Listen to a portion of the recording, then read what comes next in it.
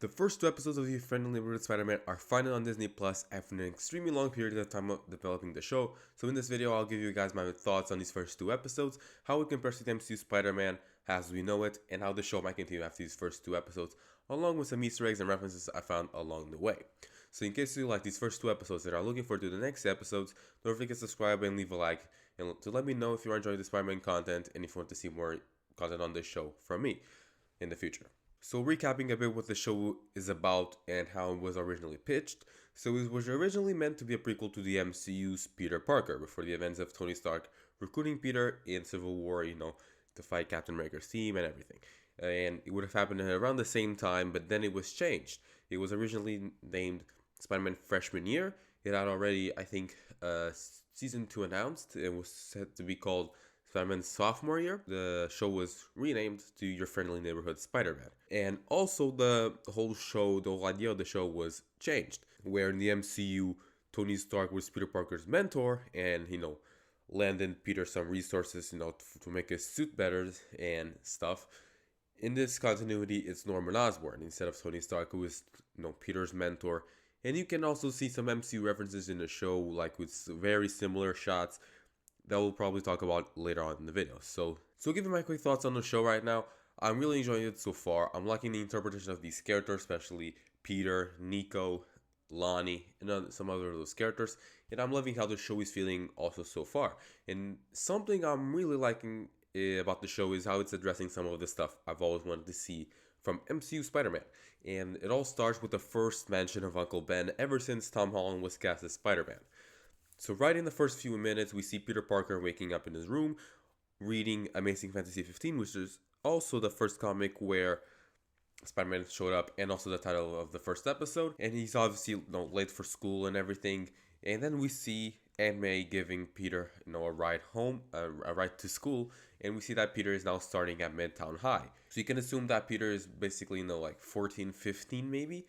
And right in this scene, we see how Peter and May are, reflecting and how they are feeling when Peter is starting this new school after the events of Uncle Ben's death, which is something that wasn't really talked about in the MCU. So it was nice that it finally happened. Things have been different without having Uncle Ben around, but you've always been here for me. We see Peter arriving at the school, and then we see a portal open up. We quickly figure it out is a Doctor Strange portal, and Doctor Strange in this scene is fighting a symbiote character. It is indicated that this version of Doctor Strange is from another dimension, when he says that he's not supposed to be there.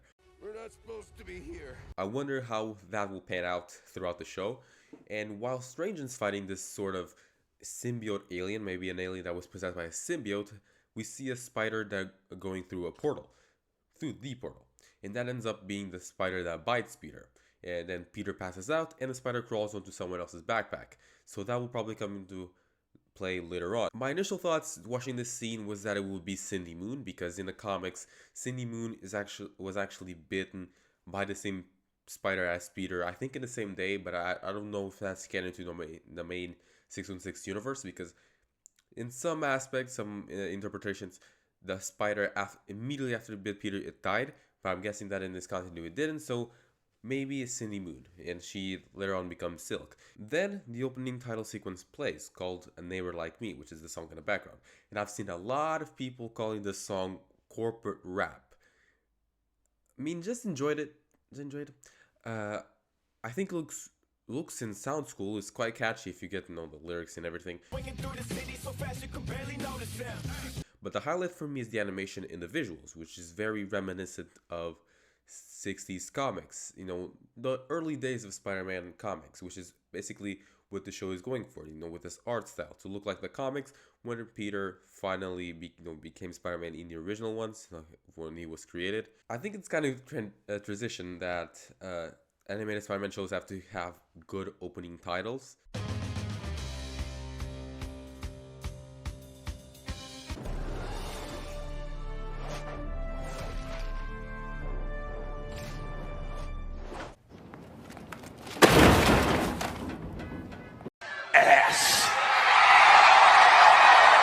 After the opening title, we then see fast forward to a couple months later, where Peter wakes up now knowing how to use his powers a lot better. He has a new homemade suit Check out our next victim in his dumbass costume. Is my suit really that bad? Ouch. that looks okay.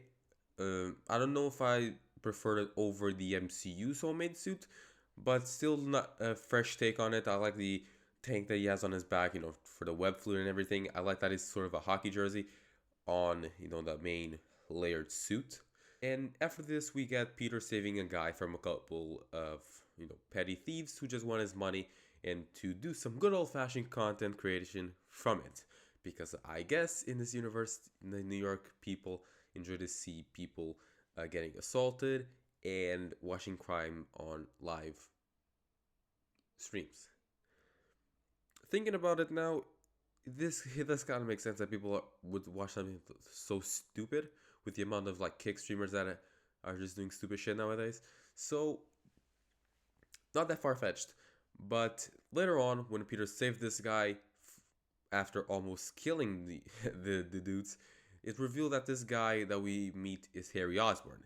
And that's pretty much it for Harry this week. So Peter returns to the school, and then we get to learn a lot more about Peter's school life. He's best friends with Nico Manuro, and we also learn that Peter has a crush on his girl named Pearl. And after some in-deep research on this character, she is the hero Wave from the Agents of Atlas, which is basically a team of characters who have, I think, Asian origins. I've seen that it has Lin Lee. I'm not sure if it's Lin Lee Iron Fist or Lin Lee Swordsman, but I know that Luna Snow, Shang-Chi, those types of characters are there, and Wave is a member of that team. So that's a very cool Easter egg, and I always love to find out new characters like this when we get random characters in a show, but they're big characters in the comics. And then it is revealed that Pearl is dating a guy named Lonnie Lincoln. And if you recognize the name from somewhere, he in the comics is Tombstone, which is basically this villain that is basically, I think, indestructible and super strong.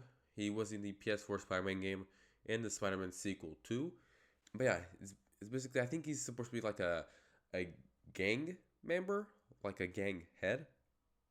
One of those higher up guys. And I believe that Lonnie, throughout the season or the next couple of seasons, will become Tombstone somehow later on, judging by what happens after. We then see that Peter and Lonnie become partners for the science project for the rest of the year, and then they become good friends, with Peter telling Nico that he's a very nice dude, he's funny, he's smart and everything. And then when they say goodbye to each other for the day, the perspective of the show focuses on Lonnie, and then we see how he lives in struggle, experiences racism, and is trying his best out about his family. And that's how I think Lonnie will become Tombstone too, soon. I think he will be getting some shady stuff for the sort of right reasons. He's probably going to do some bad stuff with not the excuse, but with the reason to help out his family and get them out of the hood, which is basically where they live. Now back to Peter, we see him getting to a pizza shop almost late at night, after catching a petty thief, and Spider-Man recognizes he made a mistake and that she was desperate for the money. So he decides to let her go because of her situation, of course. And let's be honest, jail would be way worse for her. And this is what I like about Spider-Man, at least this version of Spider-Man, this new version, that he's able to recognize someone who made a mistake and forgiving her, per se, which is something that Peter is kind of familiar with in day-to-day life, with him always getting late to school, similar stuff like that. So I'm loving this take on Spider-Man so far. And then to end off the episode, we see Peter getting home in a very similarly framed shot to Civil War, and we see the pilot ending with Peter meeting Norman Osborn, just like Peter met Tony in the MCU. So episode 2 starts right where episode 1 ended, with Peter talking with Norman, and we already see a main difference with the MCU.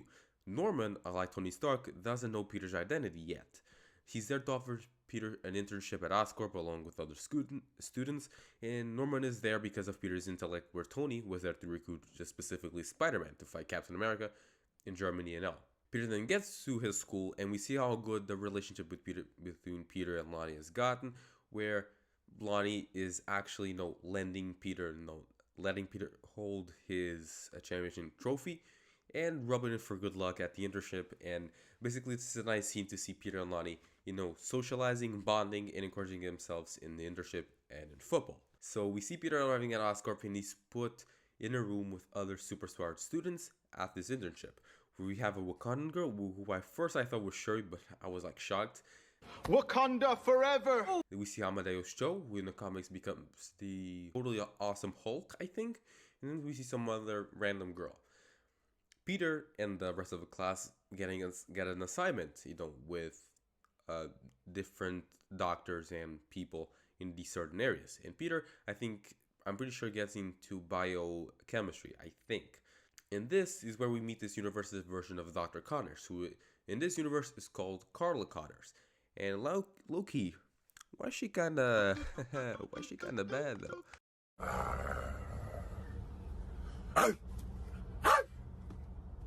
Anyways, Peter and Carla are making an assignment, and then they take a 15-minute break. And Peter sees on the news that someone just put a building on fire. And just like classic Spider-Man, as we know and love him, he leaves everything he's doing, goes there to stop the arsonist. Parker out.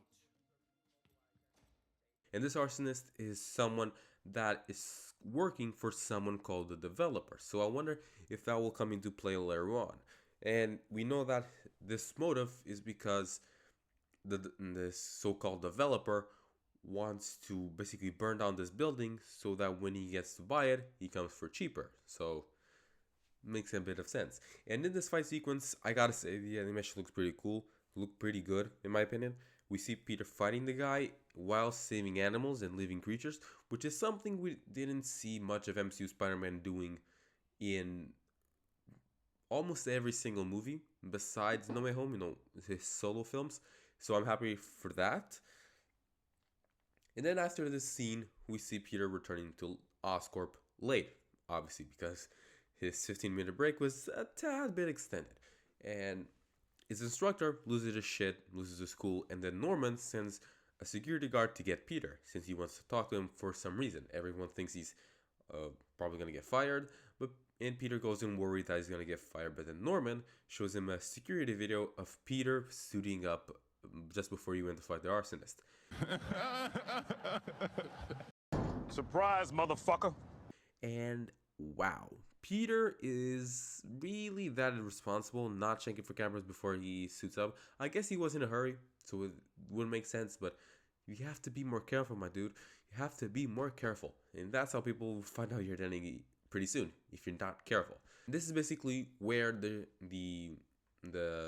show will go in future episodes, with Norman lending resources and mentoring Peter, and as he becomes an actual superhero.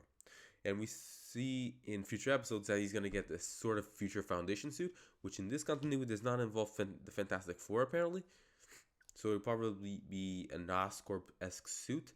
And I wonder when he's gonna get the classic suit. If we've seen Peter doing already sketches of it early on in the first episode, but I wonder when we're gonna get actually that suit. I'm pretty sure it's gonna be like in the last couple episodes. If Norman turns into the Green Goblin, we're still gonna get to see Daredevil and Iron Man. So I wonder when they will show up. So yeah. So next week we have 3 episodes, and I'm gonna do reviews for all of them. I don't know if I'm gonna make one review, probably like one video for 3 episodes, maybe, and I'm gonna do reviews for this show because I was originally intended to do reactions to it. I did one. I recorded the reaction to the first episode, and then when I finished the reaction, the video, I was gonna check on it to start editing it and everything. And then I saw that the video was lagging, like ugly lagging all the way through. So as you do, I got disappointed like crazy. But yeah, we got to this conclusion of doing reviews, which probably I'm gonna do for the rest of the season. So anyways, I'm really enjoying this episode so far, and I can't wait for future episodes. So let me know if you enjoyed this video. Don't forget to subscribe, leave a like, and comment below what are you thinking of your friendly neighborhood Spider-Man so far, and if you're excited for the future episodes. I'm George, peace out, take care.